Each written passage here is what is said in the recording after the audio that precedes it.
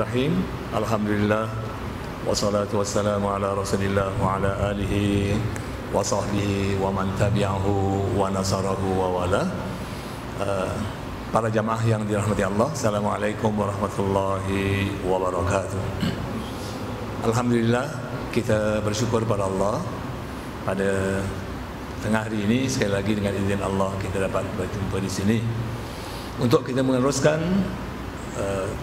huraian hadis berkaitan dengan masalah amanah yang menjadi modal yang paling penting dalam kehidupan harian kita, kerana orang yang amanah inilah yang boleh dipercayai dan orang yang amanah inilah yang dikasihi oleh masyarakat dan juga Allah SWT. Jadi hadis yang sedang kita bincangkan ialah hadis daripada Abu Sa'id Al-Khudri radhiyallahu anhu. Rasulullah sallallahu alaihi wasallam bersabda, At-tajirul aminus saduq ma'an nabiyyin was-siddiqin wasyuhada'i was-salihin. Maksudnya, peniaga yang amanah lagi benar akan bersama-sama para nabi, siddiqin, syuhada dan orang salihin. Jadi maksudnya bukan saja peniaga yang akan bersama-sama dengan orang-orang yang soleh, orang-orang yang benar dan para nabi. Siapa saja yang hidup di dunia ini, termasuk kita semualah insya-Allah, sama ada kita sebagai seorang suami, seorang ketua keluarga, seorang teman, seorang sahabat, selama mana kita sentiasa hidup sentiasa dalam keadaan amanah, menjaga amanah Allah, menjaga amanah manusia dan menjaga amanah rumah tangga kita, maka insya-Allah bila kita dibangkitkan oleh Allah SWT, kita akan bersama-samalah dengan orang-orang yang baik, para rasul dan siddiqin, selama mana kita juga menjalankan segala perintah-perintah Allah yang lainnya. Kalau amanah saja, perintah Allah yang lain tak diamalkan pun tak boleh. Jadi yang lain dijalankan, amanah pun mesti ditunaikan. Dan kita tengok dalam hadis yang lain juga, Nabi kita pernah bersabda, yang hadis ini daripada Anas bin Malik radhiyallahu an, katanya sabda Rasulullah sallallahu alaihi wasallam, la imana liman la amanata lahu wala dina liman la ahda lahu. Maksudnya seseorang itu tidak akan sempurna imannya bagi orang yang tidak mempunyai amanah, dan agamanya juga tidak sempurna bagi orang yang tidak menepati janji. Jadi ada dua pengajaran daripada hadis ini. Yang pertama yang sedang kita bincangkan ialah amanah. Bila kita tidak amanah, bermakna iman kita kurang sempurna. Kesempurnaan iman mestilah meliputi semua kebaikan-kebaikan yang telah ditetapkan atau diajarkan oleh Rasulullah sallallahu alaihi wasallam. Bila kita mengucap dua kalimah syahadat, maknanya asyhadu an la ilaha illallah, saya mengaku ataupun saya naik saksi bahawa tiada Tuhan yang disembah melainkan Allah. Artinya segala perintah Allah, segala sifat-sifat yang baik yang Allah terangkan kepada kita, atau segala apa saja yang diperintahkan, sama ada kecil sekalipun, hendaklah kita menurutinya ataupun menjalankannya. Begitulah juga segala yang diharamkan atau yang dilarang oleh Allah SWT, sama ada yang besar atau yang kecil, hendaklah kita jauhi. Maka dengan itu barulah kita dianggap sebagai orang yang benar-benar mengaku bahawa Allah itu adalah Tuhan kita. Kalau tidak, kita hanya berbohong saja kepada Allah SWT. Kita buat sesuatu yang kita rasa senang, tapi yang tak sesuai dengan jiwa kita, kita tak mau buat. Umpamanya sembahyang merupakan satu kewajipan kepada kita, yang wajib dibuat atau dilakukan oleh setiap orang yang mukallaf, yang dah akil baligh, maknanya dah masuk dalam golongan mukallaf, tak boleh tinggalkan. Tapi dia rasa selera nafsu dia agak susah nak menunaikan sembahyang kerana masa, kerana keadaan tempat kerja dan sebagainya. Jadi berbagai-bagai hilah diberikan oleh seseorang yang tak mau mendirikan sembahyang dengan sempurna. Ada saya sebab tak ada tempat, tak ada masa dan sebagainya. Sedangkan waktu untuk kita gunakan sembahyang tu hanya sekejap sangat. Kalau dibandingkan dengan waktu untuk kita makan tengah hari, lebih panjang dan lebih lama. Tapi oleh kerana kita rasa daripada awal lagi kita letakkan satu di depan mata kita bahawa susah, rumit, leceh dan sebagainya, jadi kita sanggup tak sembahyang. Tapi bila bab puasa, kita lakukan dengan betul. Bila bab ataupun perkara-perkara yang menggalakkan kita supaya berderma, bersedekah, kita buat. Kerana itu semua perkara-perkara mudah. Keluarkan duit dari kocik saja, $10 ke $5 ke, atau yang termampu untuk kita, masukkan duit dekat tabung, atau masukkan duit madrasah yang merayu untuk buat merayu untuk dananya, atau mana-mana badan Islam yang nak menganjurkan maulid dan sebagainya, kita mampu ataupun senang mengeluarkannya. Malah kadang-kadang kita sanggup sponsor satu-satu majlis maulid ke, atau majlis yang diaduk, majlis syarahan yang dianjurkan oleh masjid ke, kita mampu mengeluarkannya kerana mudah lantaran kita banyak duit. Tapi bila sampai part sembahyang yang tak perlukan duit, yang tak perlukan orang kata tu kekuatan yang begitu luar biasa, setakat sembahyang 4 rakaat saja, paling banyak pun 4 rakaat, itu menyusahkan kita kerana ada alasan saja. Jadi ini juga termasuk dalam golongan orang-orang yang belum sempurna di syahadatnya, masih menjadi tanda tanya lagi di hadapan Allah SWT. Kan dalam ayat suratul Hujurat Allah berfirman apa? Innamal mu'minuna alladzina amanu billahi wa rasulihi thumma lam yartabu wa jahadu bi amwalihim wa anfusihim fi sabilillah ulaika humus shadiqun. Maknanya sesungguhnya orang-orang yang beriman itu adalah orang-orang yang beriman kepada Allah dan Rasulnya, dan orang-orang yang mujahadah, maknanya berjuang jiwa raganya dan harta bendanya, dan mereka tidak sedikit pun merasa ragu tentang hukum-hukum Allah SWT. Orang inilah orang-orang yang benar di sisi Allah SWT. Maknanya bukan saja dia melaksanakan ataupun mengeluarkan uang untuk perbelanjaan ataupun satu-satu kegiatan Islam, tapi dari sudut yang lain dia tetap tak meragui tentang apa yang diperintahkan oleh Allah SWT. Summalam yartabu, maknanya tak ragu-ragu terhadap perintah Allah SWT. Ulaika humus shadiqun. Orang inilah yang kata Allah SWT sebagai orang-orang yang benar. Jadi kalau dalam rumah tangga lah umpamanya kan, kita sebagai suami, sebagai bapa dalam rumah tangga kalau kita tak melaksanakan amanah Allah, bermakna syahadat kita masih lagi longgar. Walaupun kita punya sembahyangnya dengan Allah tu begitu hebat sekali lah orang kata sembahyang betul-betul tak pernah tinggal. Ketika nak sembahyang kita tak pakai seluar, pakai baju jubah ikut sunnah Nabi, pakai songkok putih. Nak lebih lengkap lagi kita taruh serban kerana kita hendakkan pahala sunnah Nabi. Di samping jalankan kewajipan, kita akan pahala sunnah Nabi. Setiap kali masuk waktu kita tak pernah delay, terus saja sembahyang. Sunat-sunat qabliyahnya kita tak pernah tinggal, ba'diyahnya pun kita tak tinggal. Sama ada muakkad ke ghairu muakkad pun kita tetap laksanakan.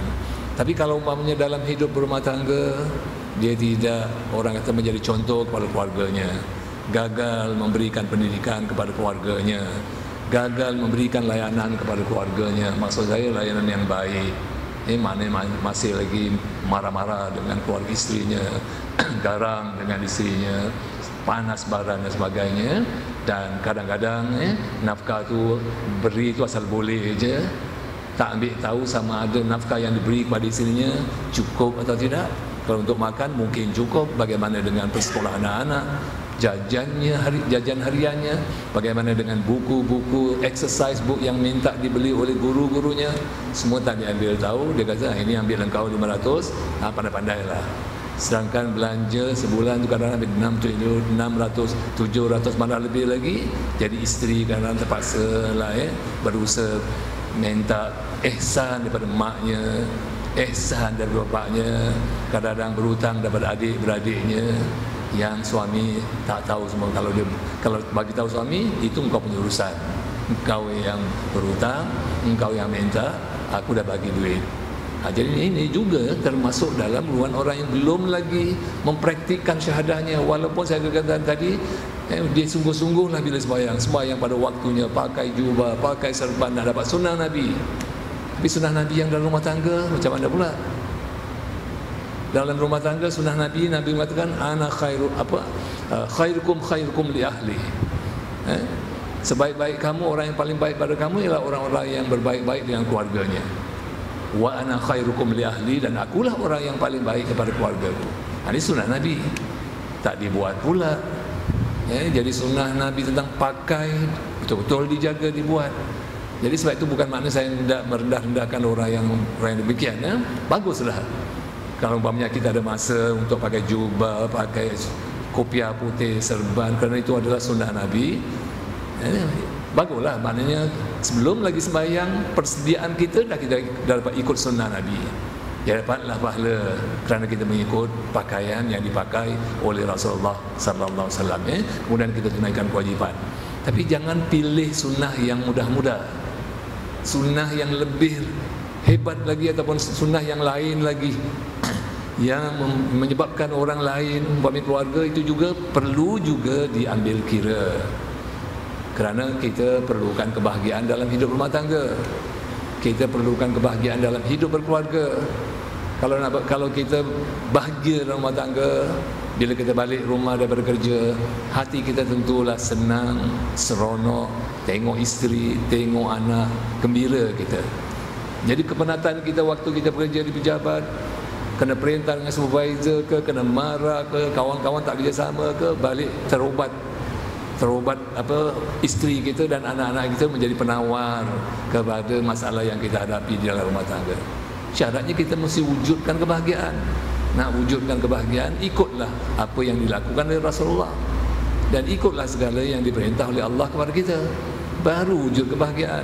Bukan kita satu sudut saja kan. Ini mesti dipahami oleh kita semualah. Kalau kita tak faham ini, jadi kalau kita kat rumah kita rasa boring lah, menyampah lah. Kita lebih balik je terus pergi kat masjid, duduk je kat masjid. Tiap-tiap malam duduk kat masjid. Sebelum maghrib dah sampai kat masjid, sembahyang asar kat masjid, maghrib kat masjid, lepas tu dengar ceramah kat masjid, dah lepas isyak baru balik. Bukan dia pergi ke masjid tu kerana nak dapatkan pahala mendengar kuliah atau nak mendapatkan ilmu, dan bukan kerana nak mendapatkan pahala i'tikaf, tapi nak melarikan diri daripada cengkaman penderitaan di rumah. Siapa yang salah tu? Kalau bukan kita, siapa yang salah? Kalaulah umpamanya kita suami dan isteri itu, kita sedar tanggungjawab kita, masing-masing tahu batas-batas pergaulan, masing-masing tahu yang diharamkan oleh Allah, dan masing-masing tahu yang digalakkan oleh Allah dan Rasulnya, mana mungkin kita boleh bergaduh yang besar. Bergaduh kecil-kecil itu biasalah, pasal baju lah, pasal budak sekolah lah, itu kecil. Tapi yang besar-besar tak ada. Pasal tak jujur tak timbul, pasal suami ada hubungan lain pun tak timbul kerana kita jujur dan amanah. Pasal isteri ada hubungan pun tak timbul kerana dia pun jujur dan amanah, kerana dia disayangi oleh kita selalunya. Cubalah kita tengok kalau kat rumah waktu kecil-kecil, bila kita disayangi dengan sepenuhnya oleh mak dan bapa kita, kita rasa sayang kepada mak dan bapa kita. Sampai dah tua-tua macam ini pun, walaupun kita dah berumah tangga, dah rumah sendiri pun, kita masih pergi rumah mak bapa kita. Kita tanya dia punya apa khabar mereka, keadaan mereka, kerana dia menyayangi kita sejak kecil sampai besar. Sebab itulah kita rasa sayang padanya. Begitulah juga kalau isteri dapat menyayangi suami dengan baik kerana suami menjalankan tanggungjawab dengan sempurna, begitulah suami pun dapat menyayangi isteri dengan sempurna kerana suami isteri itu pun menjalankan. Jadi tentu sekali dia akan sentiasa ingat pada isteri, dan isteri akan ingat pada suami. Yang penting rasa cinta. Rasa cinta antara berdua ni mesti dijaga. Rasa sayang antara kita berdua ni mesti dibela sampai bila-bila pun, sehingga dengan itu hubungan kita akan terus rapat seperti hubungan kita dengan mak dan bapa kita. Jadi sebab itulah amanah ni dia merupakan satu modal yang paling besar bagi kita. Hidup dalam rumah tangga pun perlu ada amanah. Amanah ni sama ada amanah kewajipan yang Tuhan berikan kepada kita, ataupun satu benda yang, ataupun amanah ni maknanya kepercayaan, maknanya jujur. Jadi ada dua sini makna, jujur pun dia, satu makna kewajipan pun dia. Maknanya bila kita laksanakan kewajipan, bermakna kita adalah orang yang melaksanakan amanah Allah. Dan bila kita sentiasa menjaga diri kita daripada buat perkara-perkara yang tak baik, bermakna kita orang yang amanah, maknanya jujur, tak melakukan sesuatu yang dibenci oleh Allah dan juga yang akan dibenci oleh masyarakat, terutama oleh keluarga kita.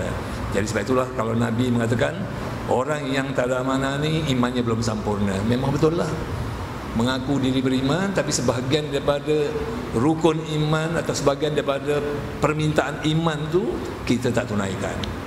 Begitu juga yang seterusnya Nabi mengatakan wala dina liman la ahdalahu, dan tidak sempurna agama bagi seorang yang tidak menepati janji. Jadi ini pun sama juga. Kalau kita hendak jadi orang yang sempurna memeluk ataupun menganut agama Islam, maka semua ajaran-ajaran agama Islam mestilah kita tunaikan. Terutama bila kita ada buat perjanjian dengan sesiapa pun. Terutama perjanjian dengan Allah Subhanahu Wa Taala ni. Kita turun kat dunia ni kan kita sudah janji dengan Allah. Waktu kita berada di alam arwah dulu, alam roh alam arwah. Saya berada di sana, bapak-bapak berada di sana, isteri-isteri kita, anak-anak kita semua berada di sana. Waktu roh tu dijadikan oleh Allah Subhanahu Wa Taala, apa Tuhan mengatakan kepada kita, tanya kepada kita, alastu bi rabbikum, wahai roh sekalian, bukankah kamu ni Tuhan kamu? Bukankah aku ni Tuhan kamu? Kita ramai-ramai jawab. Qalu, semua roh-roh menjawab, syahid bala syahidna, kesungguhnya kami menyaksikan bahawa kamulah Tuhan kami. Dah kita buat perjanjian depan Allah SWT, dah buat pengakuan yang resmi di depan Allah. Semua kita tak sadar, tapi diceritakan dalam Al-Quran. Sebab tu kita belum masuk lagi, belum dihantar lagi ke perut ibu kita, sebab belum jadi kita. Yang dah jadi tu dimasukkan satu-satu, dah keluar ni baru ada kesalahan.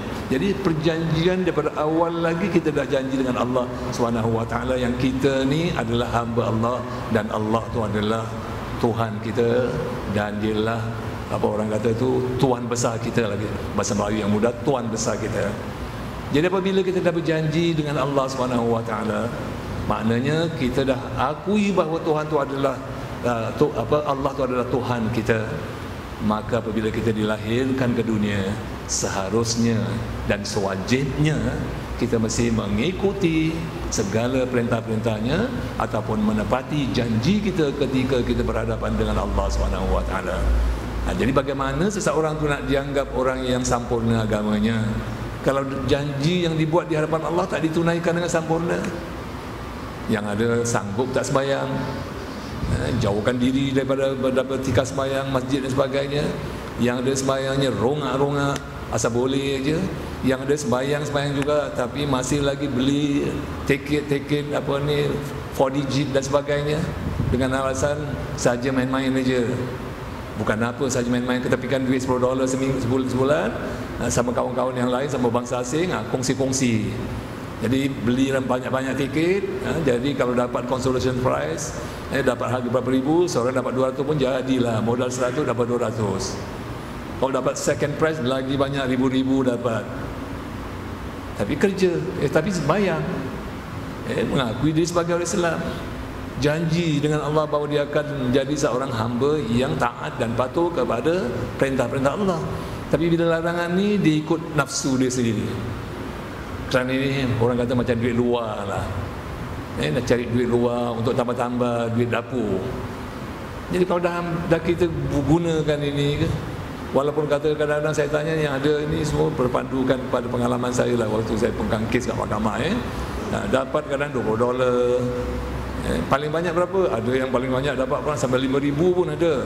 Itu yang keberapa tu? Itu dapat second prize gitu. Habis kongsi berapa orang? Adalah 20 orang ke berapa saya dapatlah 3,000. Mana nak dapat 3,000 kalau kerja saya pun tak gaji saya pun tak sampai macam itu.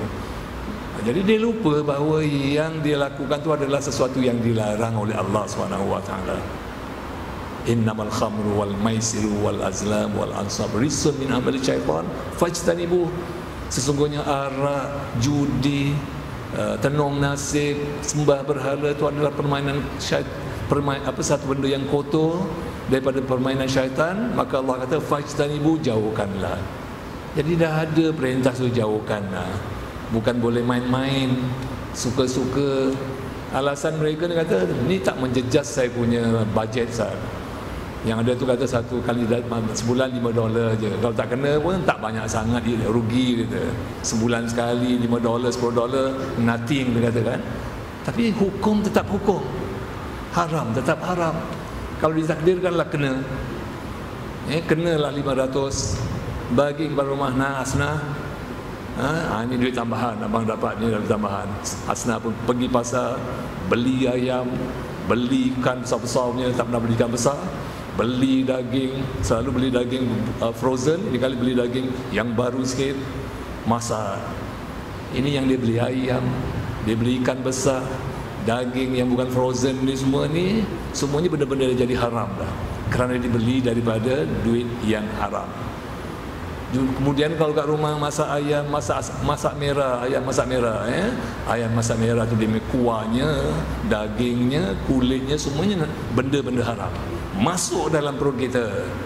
Jadi perut kita ni, darah daging kita diproses dengan benda-benda yang haram.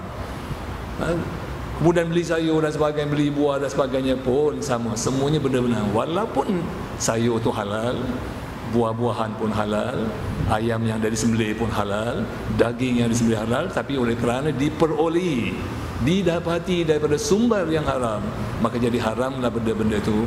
Dan bila kita makan, kita jangan lupa Nabi kita Muhammad SAW ada mengatakan, daging daging yang bercampur aduk ataupun yang diproses daripada benda-benda yang haram ini, maka nak mengobatinya, nak membersihkannya, kata Nabi, fannaru aula biha, nerakalah sebaik-baiknya tempat untuk membersihkan daging-daging yang dah bercampur aduk dengan halal dan haram ni. Naudzubillah.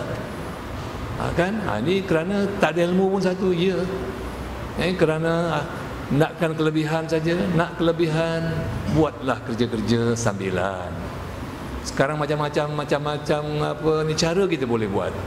Kita ada Facebook, kita baca dalam berita harian, ibu-ibu yang asal jual kuih sikit-sikit, jual baju sikit-sikit, tapi dengan Facebook dia jadi lama-lama orang yang datang tu order makin banyak lagi, makin ramai lagi. Jadi dapat wang tambahan. Suaminya beri galakkan, kalau suami tak mampu nak buat ini, berikan duit, masukkan kos, hantar pergi kos orang kata internet dan sebagainya, jadi untuk menambahkan pendapatan. Jadi pendapatannya bersih. Kita makan pun berkat. Sebab yang paling penting bila kita makan kan, kita nakkan keberkahannya. Sebab itu sebelum makan kan kita disunatkan baca doa yang diajar oleh Nabi, Allahumma barik lana fima razaqtana wa qina adzabannar. Yang maksudnya apa? Ya Allah, berkatilah rezeki yang berada di hadapan kami ini, wa qina adzabannar, dan jauhkanlah kami daripada api neraka. Yang kita minta ialah berkat. Jadi setiap yang kita makan tu memberkati kehidupan kita, memberkati darah daging kita, dan dengan itu kita menjadi orang-orang yang sentiasa bersih di sisi Allah SWT. Kerana segala yang masuk dalam perut kita, minuman ke atau makanan, semuanya adalah minuman dan makanan-makanan yang telah diberkati oleh Allah SWT. Itulah yang kita harapkan kan. Jadi sebab itu sekali lagi saya katakan, kalau kita tak ada ilmu, begitulah dapatnya. Kemudian hadis lain pula diriwayatkan. Ada masa lagi ke? Dah habis ya. baru satu hadis. Boleh lagi ke? Nanti panjang ni Walaupun baru satu hadis dah panjang macam ni. Okeylah, kita berhenti dulu pasal dah 25 minit. Masing-masing nak pergi kerja ya. Jadi saya pun tak mau ganggu. Saya boleh sampai 2.30 boleh. Hadis ni pun panjang. Kita sambung lagi insya-Allah minggu depan. Tak apalah, kita dapat belajar sikit-sikit, huraian sikit-sikit, tapi masuk kat kepala, melekat. Macam kita dapat patri, lebih baik daripada dapat banyak-banyak, tapi tak masuk kat kepala. InsyaAllah kita jumpa lagi minggu depan. Mudah-mudahan minggu depan tak cuti lagi, jadi kita boleh berjumpa lagi. Amin amin. Rabbana taqabbal minna innaka antas samiul alim wa tub alaina ya Allah innaka antat tawwabur rahim. Allahumma barik lana fi asma'ina wa absarina wa fuadina wa muhadaratina wa ulumina wa tub alaina ya Allah innaka antat tawwabur rahim. Wa sallallahu ala sayyidina Muhammad wa ala alihi wa sahbihi wasallam. Alhamdulillahirabbil alamin.